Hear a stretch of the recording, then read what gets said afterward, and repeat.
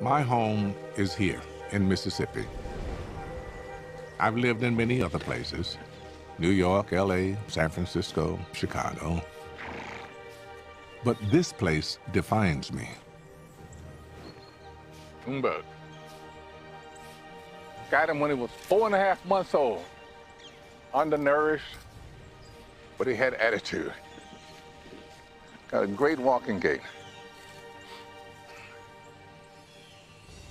It's the smell of grass in the spring, sound of birds. I just know I'm home. My parents lived right here on this land. You can't understand me without understanding where I was created. Every religion has a creation story. So, what do those stories tell us about who we are and where we came from? I'm setting out to discover where we began. Jerusalem is conceived of as Eden, as paradise. To unearth civilization's oldest roots. This is the Mayan Bible. This is the Maya Genesis story. To locate the genesis of religion itself. People are literally living with ancestors. And I'll go back to the dawn of time. Hindus do not believe in one creation. They say that these are cycles of creation. To discover if science and religion can coexist. The Big Bang is not creation, because we don't know what was before the Big Bang.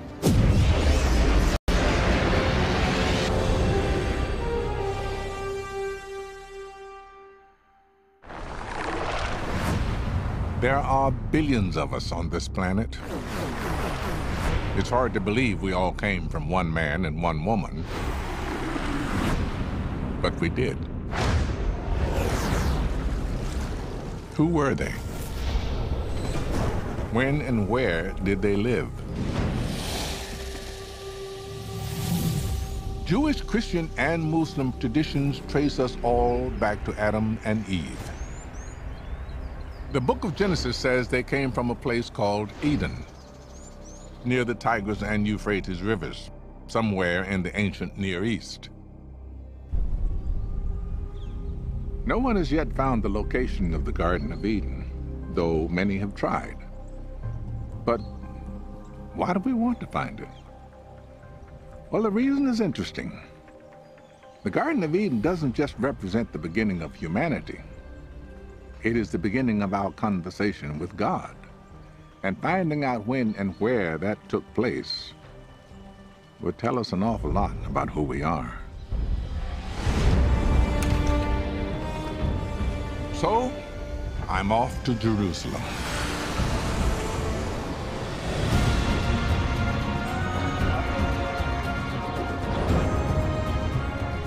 This is one of the oldest cities in the world. There's evidence of people living around here for more than 7,000 years. Today is the religious center of the Jewish world. It was here that Genesis was first written down, about 2,500 years ago. Archaeologist Jody Magnus is taking me to the Church of the Holy Sepulchre, where there is a little-known link to the Garden of Eden. So this is it. This is the Church of the Holy Sepulchre. Many Christians believe this is the site where Jesus was crucified and buried. But another ancient tradition says it's also the burial place of Adam. The area that we're walking into here is underneath the rock of Golgotha, which is the rocky outcrop on which Christians believe Jesus was crucified. And this is called the Chapel of Adam. There's a tradition which goes way back in Christianity, which connects this spot to Adam, the first man. When Jesus was crucified on top of the rock above us, his blood flowed down through a crack in the rock, and Adam, the first man, lay buried underneath. And when Jesus' blood flowed onto Adam, Adam was then resurrected. Almost 1,700 years ago, when Roman Emperor Constantine built the church, He also made a shrine around this crack in the rock of Golgotha, the Chapel of Adam. But doesn't this contradict that section of the Bible that says that the Garden of Eden was located somewhere near the Euphrates and the Tigris? Well, the version of the story that ended up in the book of Genesis seems to place the Garden of Eden somewhere in Mesopotamia, which is the area of modern Iraq. So how do you think the tradition of Adam gets to be here in Jerusalem? Well, I think Adam probably does have a very special connection with Jerusalem. The Garden of Eden, or paradise, becomes conceptualized as a spot where the presence of God dwells. In early Judaism, in the time of Jesus, the presence of God dwelled in the temple on the Temple Mount, and hence Jerusalem was conceived of as Eden, as paradise. So you're saying Eden could also be a metaphor? Right, well, yes, of course, Adam was the first human. And in Hebrew, the word Adam, Adam, just means man. Human. Hold up. You just said something now. The word just means man. Yes. Adam. Yes. Also, the name Adam, if you take off the A and you just leave D-A-M, in Hebrew, Dam, that means blood. Or if you add an A-H to the end, Adama means land. Land itself, to blood. Yep. Okay, all right. Could the story of Adam and Eve's expulsion from the garden also have metaphorical meanings? Adam and Eve lived in a land of plenty. But when they ate the fruit of the forbidden tree, they were cast out and forced to work the land. In other words, they became the first farmers. I'm heading to a region where researchers are digging up some of humanity's oldest farming communities in central Turkey. I'm interested in finding out if the birth of farming and the birth of belief in God are connected. Could this have been Eden?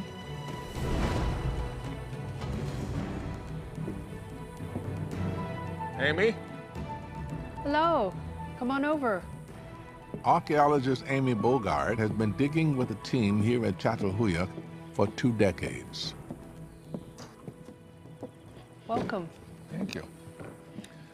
So, Çatalhöyük, 9,000-year-old settlement. 9,000 years old. Amazing, isn't it? So, at its maximum extent, it's 13 hectares. That would be like 20 football pitches in extent. Mm-hmm. All right, NFL football pitches or soccer pitches? I don't know. Probably soccer. Okay, but they're all pretty much the same size. You can see that these houses are densely crowded together. There isn't much space between them. There was no space between them. Yeah. They had no windows or doors. Every house would have its own entrance from above, yes. Çatalhöyük was a city with no streets. The people who lived here walked across town over the rooftops. Roofs were also where they worked. The people of Çatalhöyük were some of the world's first city dwellers. But I want to know whether they were also some of the first believers. Did they think their world was created by a god? Amy takes me to a house that may hold the answers. What's the point of that red-rimmed hole that looks like very definite, has a definite reason? It's a typical sort of feature that's found at Çatal, which is a niche for hiding things away. Like they cache obsidian, you know, volcanic glass, because it's a valued, you know, cutting material. You don't find it everywhere. Right. The most important hiding places archaeologists have found at Çatalhöyük are beneath the sleeping areas. Okay, so what are those holes over there? Those are actually burial places. Those are burial pits. Where... Oh, wait a minute. A human being is not going to fit in there. A baby, maybe. The way they can fit mature adults in pits like that is to bind them up very, very, very tightly in a flex position. And the holes are periodically reopened and new individuals added through the lifetime of the house. Wow. People are buried under the platforms so that people are literally living with ancestors. It sounds like this has some religious content. I think you're right. And they start to raise questions about what you might call ritual practice, which seem to have been crucial for life in this community. Could these burials be evidence of belief in God? Anthropologist Harvey Whitehouse is trying to get inside the heads of these early city dwellers. So this is a pretty authentic mock-up of what a typical kind of house in Çatalhöyük would have looked like. These are the kinds of objects that we'd expect to find in one of those houses. Over here we've got examples of wall art. You know, here we've got bull heads. We often find these inserted into the walls. In one case I've seen them arranged almost like a sort of protective shield around one of these clean spaces. And we know that these clean spaces were used for sleeping on. So, Harvey, you're an anthropologist. So you're more into what people are mentally into, right? Well, my imagination runs riot in an environment like this because I've seen the kind of stuff that comes out of the walls and that they've been taking out of the floors.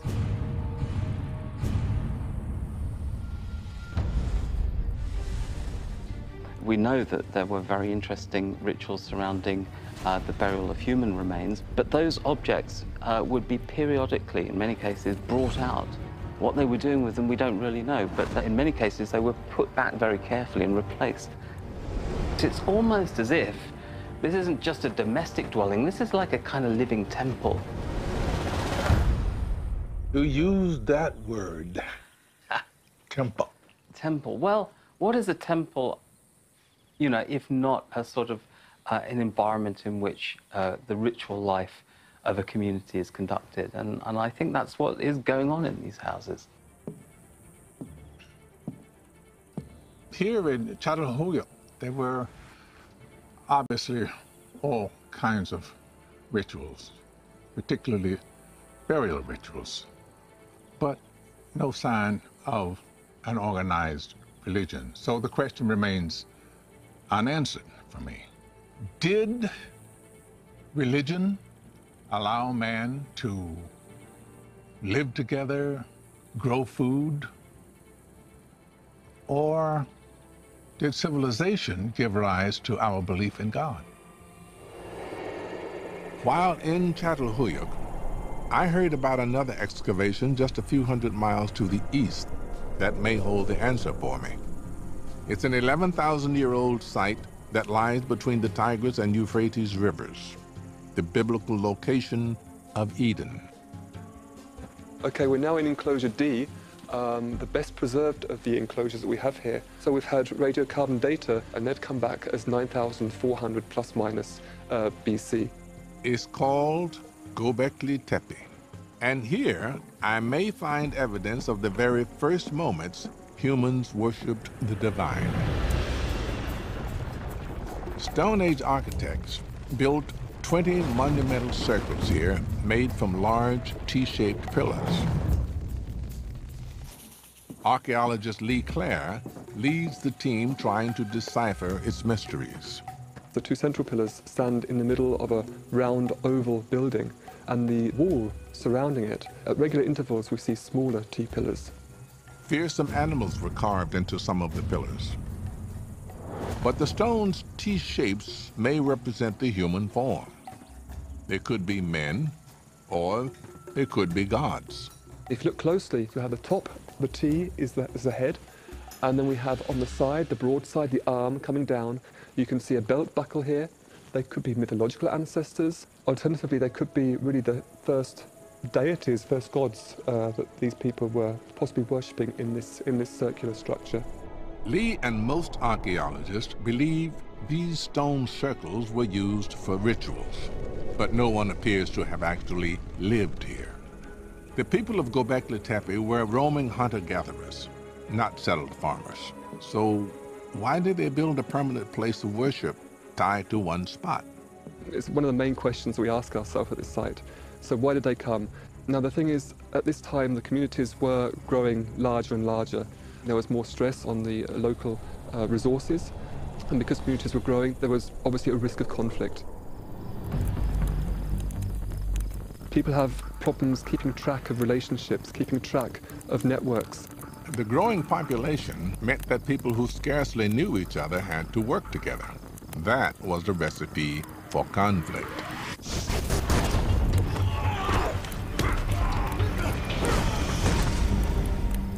The religious rituals at Göbekli Tepe may have eased those conflicts. Possibly, for the first time in human history, people from different groups came together around shared beliefs. And in those first formative moments of religion, they may have shared stories about where they all came from. Stories that celebrated a shared past and drove them together to the future. Göbekli Tepe traces the birth of religious worship back more than 11,000 years. Long before there were Muslims, Christians, Jews, Hindus, Buddhists, people came together to talk, eat, worship.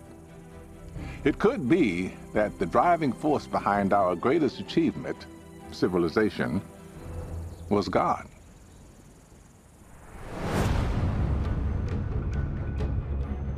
But today, we no longer share one story of creation. We live in a global society made up of many different cultures, and science has given us a new perspective on creation. It even claims to know the ultimate secret of our cosmic origins. Can science and religion agree on creation?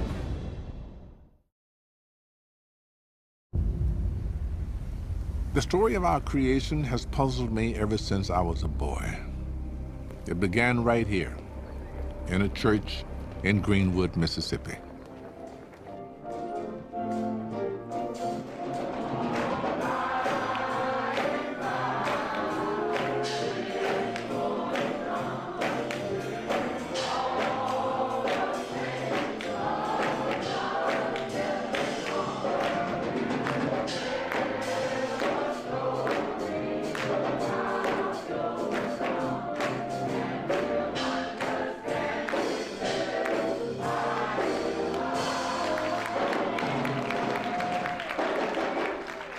I was about their age when it happened. I remember the minister reading from the book of Genesis. There are 807,361 words in the Bible. It doesn't take 807,000 words for you to believe the Bible. It only takes 10 words. In the beginning, God created, are y'all gonna get with me? The heavens and the earth. But for me, this beginning was a profound puzzle. One moment there was nothing, the next, everything. You're looking good. Trying to make it. If God created the universe, who was around to create God? When I got older, I heard scientists had found evidence of the Big Bang. According to that theory, the entire universe burst out of a single point in an instant of fiery creation. And now that science knows so much about our cosmic origins, what place is there for religious belief in the beginning? I want to know about the Islamic story of creation, so I'm going to Cairo.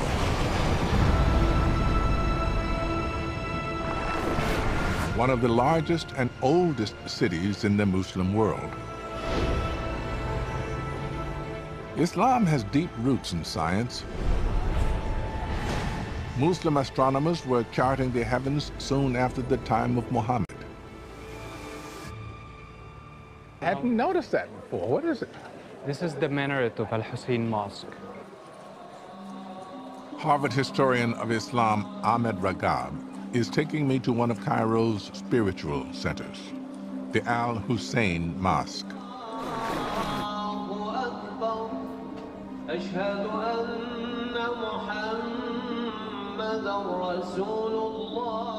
So they start by forming lines all facing Mecca. And the lines are all closed. You shouldn't have any kind of gaps. Space between. Yeah. In other words, it just sort of toe to toe. Right.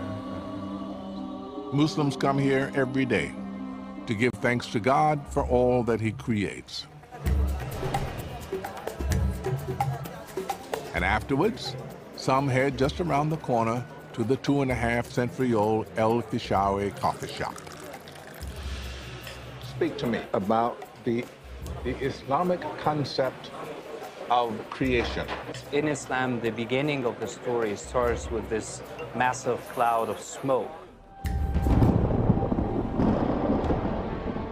from which the heaven and earth are pulled from inside the smoke. And then the earth after that gets formed into what it looks like before the beings are created.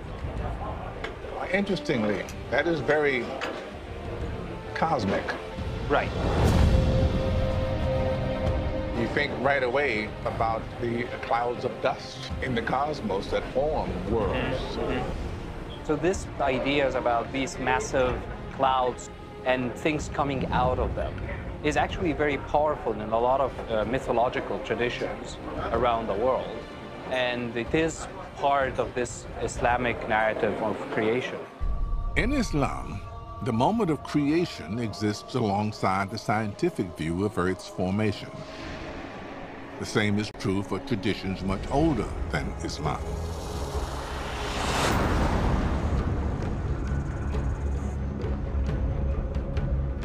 Aboriginal people have lived in Central Australia for tens of thousands of years.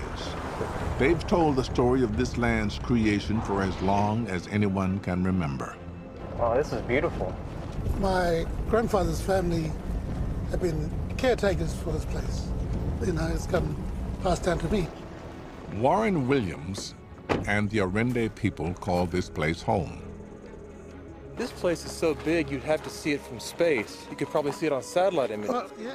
Cultural astronomer Dwayne Hamaker tries to connect Aboriginal creation stories to modern science. So Warren is taking him to where his ancestors say it all began. A bowl-shaped basin called Norala.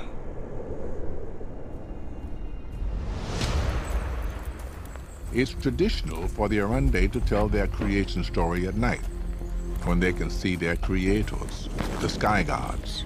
Big sky tonight. It's gonna be really good tonight. They're all coming out now.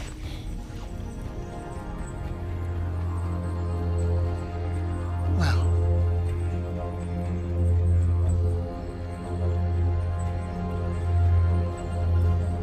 The story takes place in an era called the Dreaming, when the sky gods lived in the Milky Way. The dreaming is a period of creation when everything was beginning, when the ladies were dancing at a ceremony, and one of them had a little baby in her arms.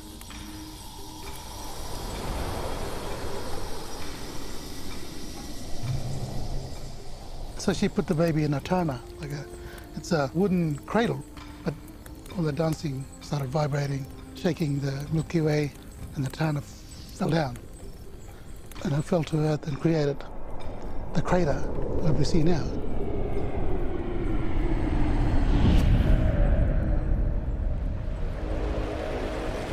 That's fascinating because, according to scientists, it was an asteroid or a comet that hit the ground, and what it did, the massive explosion created this big meteorite crater.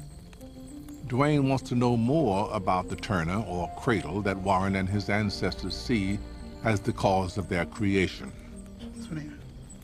So you can see the Milky Way quite clearly, and that looks like that tournament from the front falling out of the Milky Way. Yeah. In Western astronomy, we call that Corona Australis. That constellation means the Southern Crown. But you're right, it looks exactly like Turner falling out Yeah. of the Milky Way. It looks like an upturned cradle. At daybreak, Dwayne asked Warren to show him exactly where the Star Baby landed. Goes right through here? Yeah. Check it out. It's right in the center of the meteor impact crater geologists called Goss's Bluff. So this is it? Yeah. This is where it began. The rocks fell down here to the ground and formed this. Then the first man got created. The first woman got created.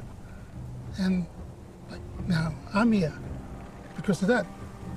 It started here. Just fell from the sky and made all this. Science has never really considered some of these old creation stories to have any validity. And what we're finding out is that the creation story from the Aboriginal perspective and from the scientific perspective, like here at Norala, are identical. They're exactly the same.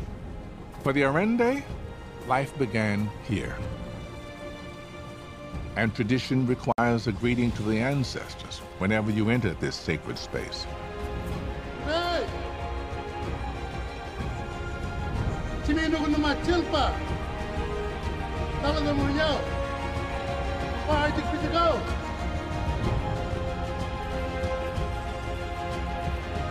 Science can live side by side with Aboriginal and Islamic accounts of our origins.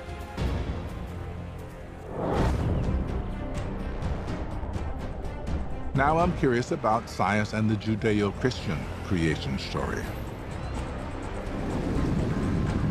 So I've come to Rome, where Michelangelo's breathtaking Sistine Chapel ceiling depicts the book of Genesis. In 6 days, God creates light, makes the sun and the moon, and creates man.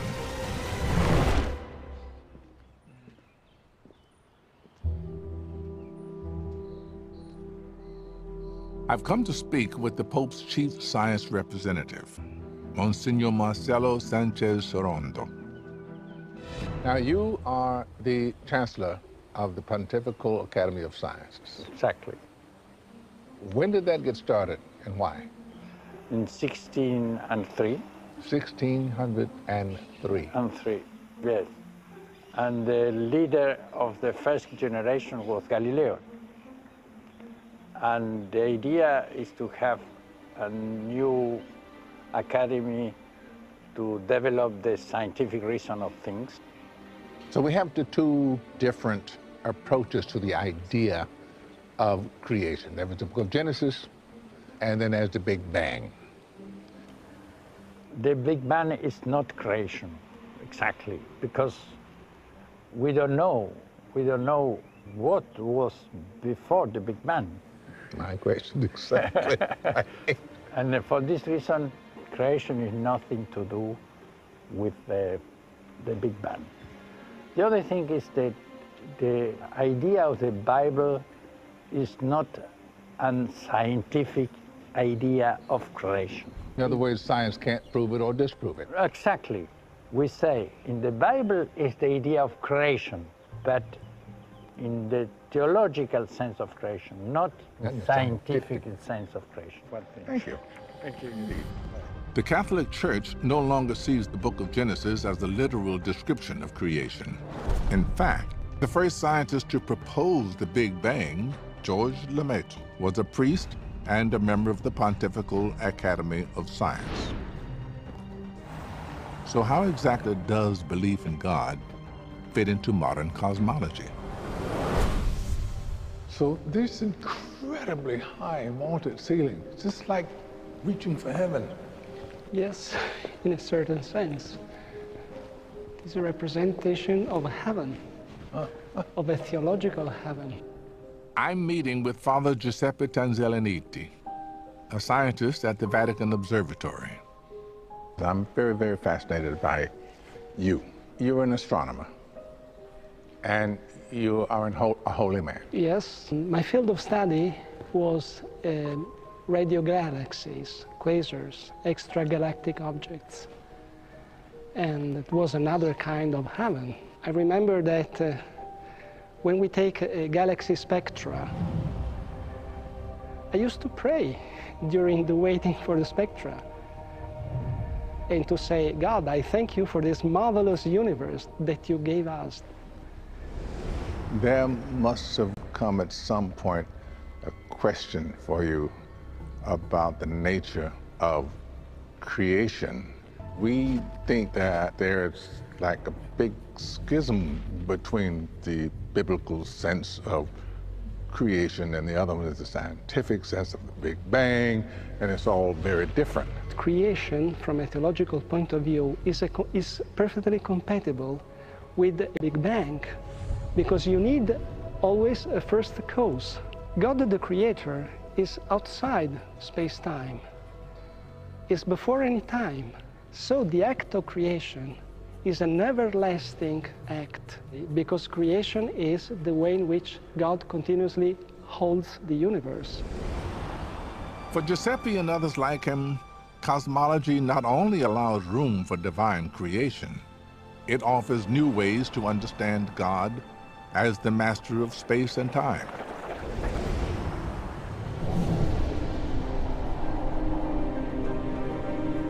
I like what Father Giuseppe says about creation as a continuum, that it didn't begin and end with the Big Bang, that it is God's ongoing activity, which includes evolution.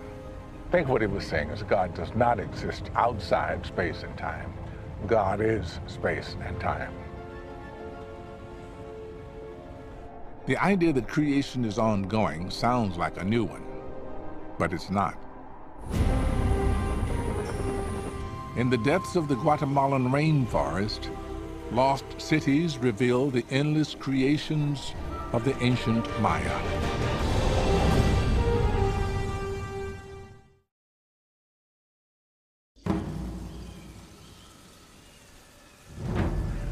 What if there was not one moment of creation, but many? I'm headed out to explore the remains of the ancient Mayan Empire, That blue swampy ground's where we're going. where a new discovery sheds light on their Genesis story.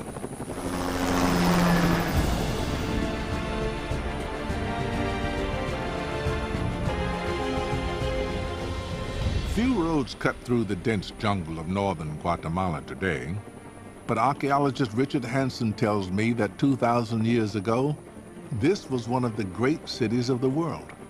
We like to think that Los Angeles and New York is being a modern city, but these guys had the same perspective of their own cities. Right. Had water delivery systems, they had freeways. Oh yeah, very first freeway system in the world. Welcome to Mirador. This pyramid is one of the largest structures in the world in terms of volume. It's more than a half a mile long at the base.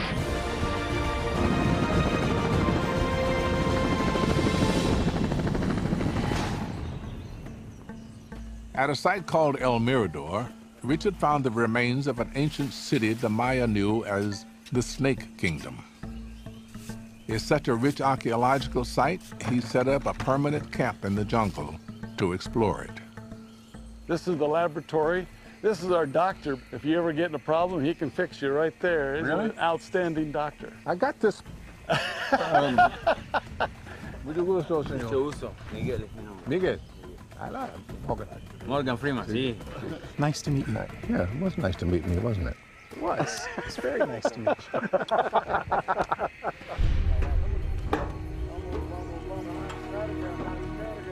That's it? Okay, let's do it. Richard is taking me to see something he's only just uncovered. Okay, this is one of the most interesting excavations we have right now. Oh my goodness. This is art that was carved in stucco hundreds of years before Christ. And it has incredible scenes showing the entire pantheon of the Maya religion. So what we're talking about is, this is the actual story of creation here. This is the Mayan Bible. This is the Maya Genesis story with all the deities that are needed to tell the story. Yeah, this is unbelievable. I mean, if you just think about the fact that it wasn't done in the 15th century or the 16th century, it was done 2,000 years ago at least. This is the oldest version of the Maya's sacred story of creation that's ever been found. The focus is on two swimmers carrying a severed head. It's this head right here that gave us the clue who this might be at the first place. We think this is Hunahpu. This is the father of the hero twins. That starts the whole process of creation.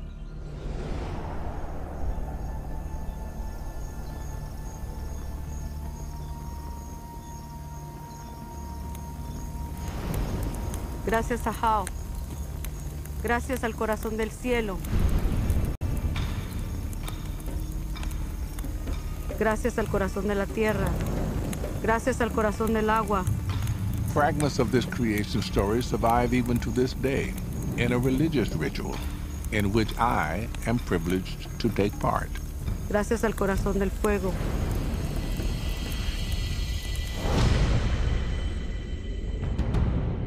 The ritual recalls the saga of the corn god being tricked into going down to the underworld, where he's decapitated. His sons, known as the hero twins, set off to rescue him. But they can only get to the underworld by being burned to ash. The ash represents the hero twins. She mixes the corn with the ashes, and that goes into the water. As their ash sinks into the subterranean waters, the hero twins regenerate. They return to Earth with the corn god's head and plant him in the ground.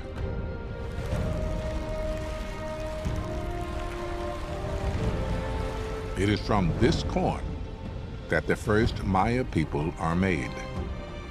Now the hero twins are in the river. So this is what they're going to be serving and passing around. In essence, we all become a part of the hero twin story by doing this.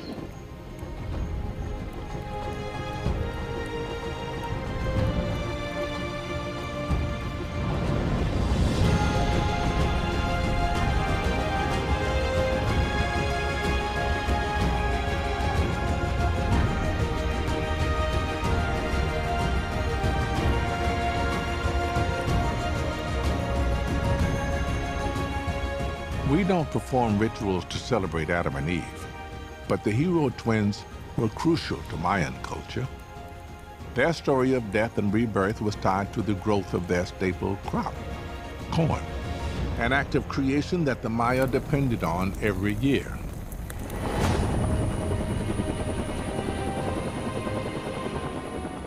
And, Richard tells me, their architecture also focused on creation. It mirrored a source of power they saw in the heavens. To show me how, he takes me 40 miles away to the ruins of the city of Tikal.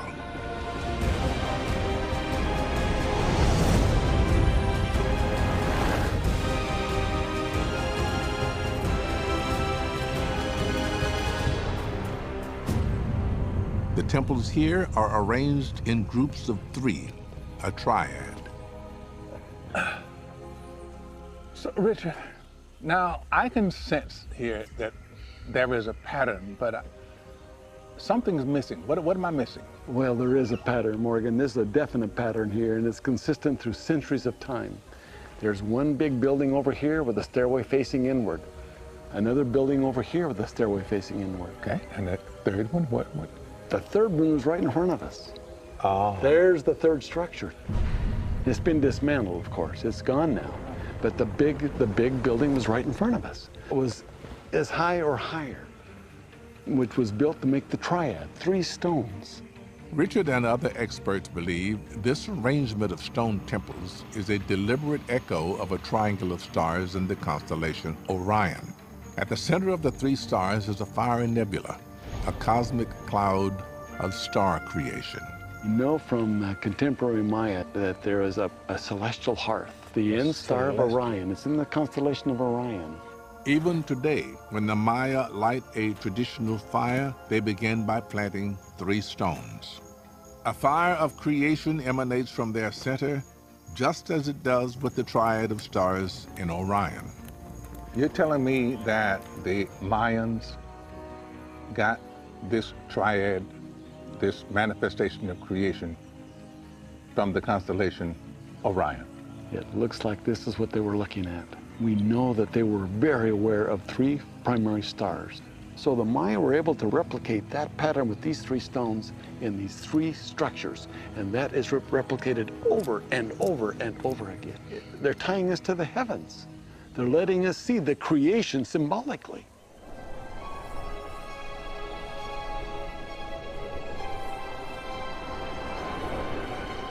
Looking around here, I'm struck by the scale of what the Maya created. Huge cities, colossal pyramids. It was a civilization whose religion was focused on creation and the continued regeneration of creation. And yet, it all crumbled. Everything the Maya created collapsed.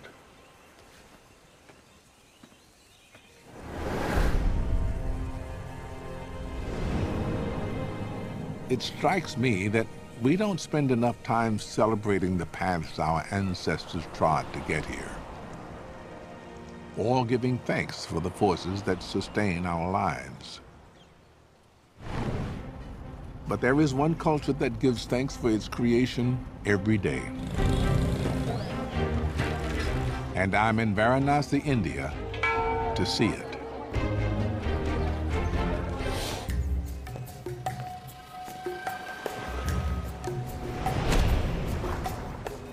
India is home to 1 billion Hindus, the 3rd largest faith in the world. It has many gods and many creation stories. One of the best known centers around the river that gives them life, the Ganges, or Ganga. Morgan, now we are at the river Ganga. Ganga, the holiest of the holy rivers and the center of Hindu universe.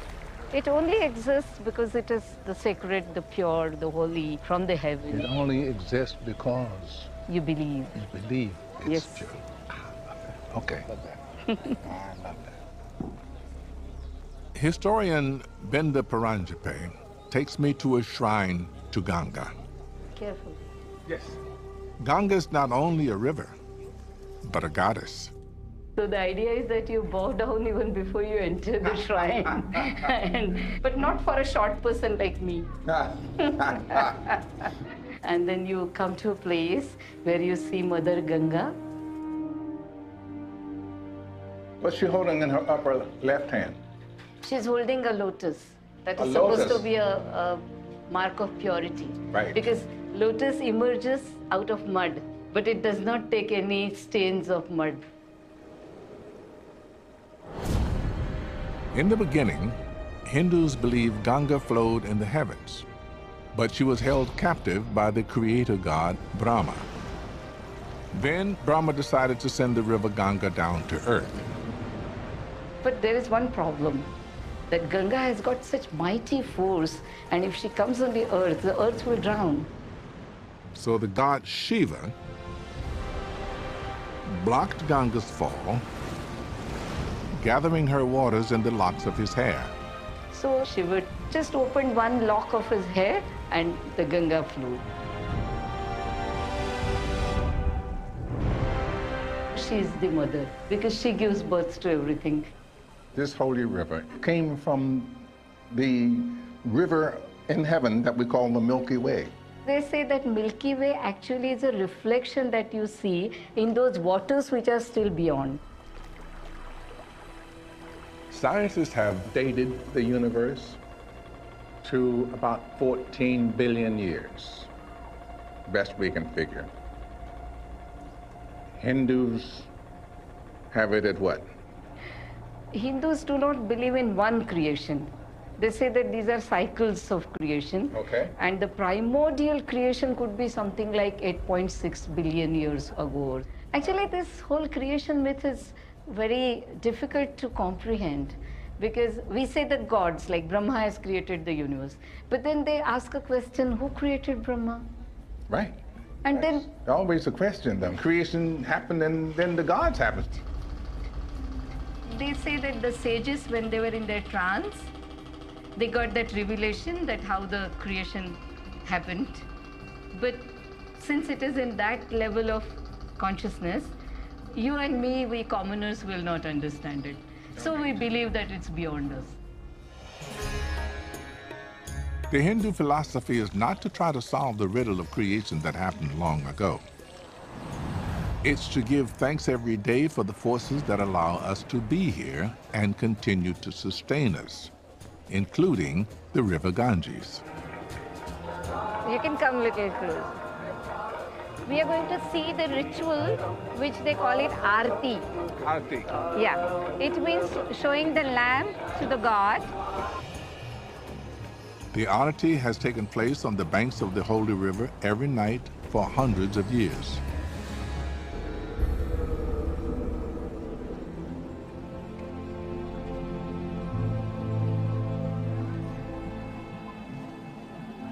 The prayer is that, God, you are like my father, you are like my mother. My whole existence is you. My whole existence is You. I'm just like a shadow I am a vessel. that contains you. I contain. That's wonderful.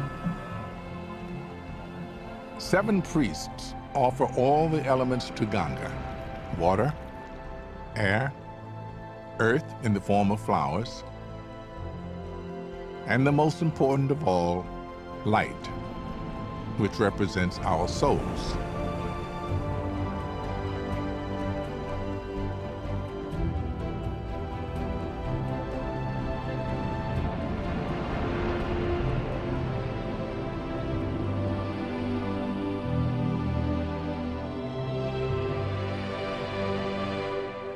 As the ceremony closes, people gather at the water's edge to place the light of their own souls in a tiny vessel.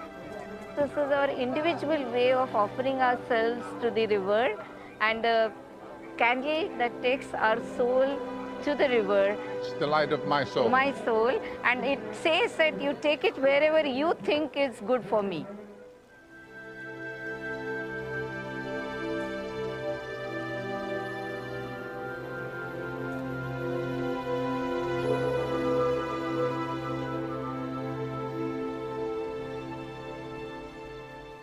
The Hindu version of creation appeals to me. It says the gods weren't even around at the original creation. They have this great saying from the Rig Veda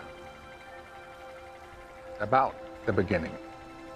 There was neither non-existence nor existence. It's saying the idea is beyond human definition, beyond human intellect. Just accept it. Where did we come from? A man and a woman banished from paradise who began to work the land. Hero twins planting the corn they need to start a civilization. A great river that gives life to an entire people. These ideas about where we came from are the oldest stories we have. They are shared words and distant memories that form the glue of our civilization. We don't all share the same creation story. We all come from different places. But all of us, whatever we believe, can share in one thing: the wonder and gratitude that we are here at all.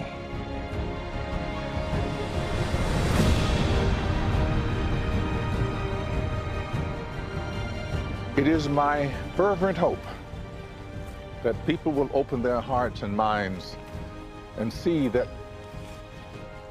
our beliefs don't have to divide us. They have the power to unite us, to allow us together to achieve remarkable things. As it was in the beginning, is now, and ever shall be, world without end.